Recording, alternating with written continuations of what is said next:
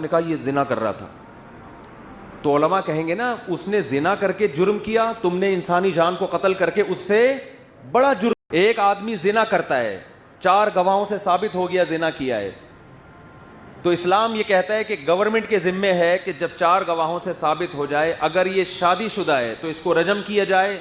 کسی شخص کو زنا کیا اس نے، آپ نے پکڑ کے اس کا سر قلم کر دیا۔ اب علماء آپ سے پوچھ رہے ہیں بھائی یہ کس بیس پہ تم نے سر قلم؟ اس نے آپ نے کہا میں معاشرے سے زنا کو ختم کرنا چاہتا ہوں۔ تو بھائی معاشرے سے زنا کو ختم کرنے کے لیے آپ قرآن سے آگے کیسے نکل رہے ہو؟ قرآن کہہ رہے 100 کوڑے بنتے ہیں، وہ بھی آپ نہیں بلکہ گورنمنٹ۔ آپ نے کیا کر دیا؟ آپ نے اپنے بیٹے کو دیکھا کہیں، کنوارے بیٹے کو، خدا نہ خواستہ کسی برائی میں، آپ نے پکڑ کے اس کی گردن اڑا دی یا اس کی گولی سے اس کی بھیجا باہر نکال دیا۔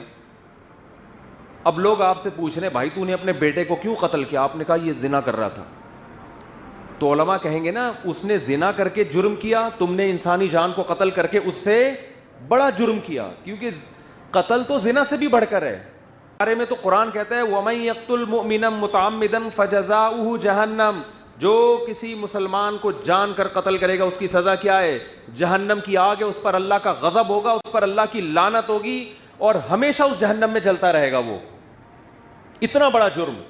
تو یاد رکھو جو باپ اپنی بیٹی کو غیرت کے نام پہ نکاح کی وجہ سے قتل کرے گا کہ میری مرضی کے بغیر اس نے شادی کیوں کی، اس قتل پہ باپ کے لیے وہی سزا ہے جو سزا اللہ نے عام قاتلوں کے لیے رکھی ہے، بلکہ باپ کو سزا دگنی ملے گی، اس لیے کہ باپ بیٹی کا محافظ ہوتا ہے، بیٹی کا قاتل نہیں ہوتا۔ بھائی بہنوں کے محافظ ہوتے ہیں، بیٹی بہنوں کے قاتل نہیں ہوتے۔